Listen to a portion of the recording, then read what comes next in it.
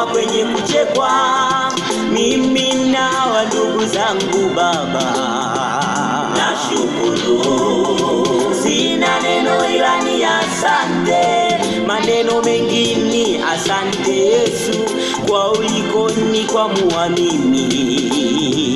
Nashukuru, nainua jina lako, naibariki enzi yako Yesu, nahimidi ufalme wako Mungu wa mbingu. Nashukuru kwa kunitoa kwenye mateso, kwa kunitoa kwenye kuchekwa mimi na ndugu zangu Baba.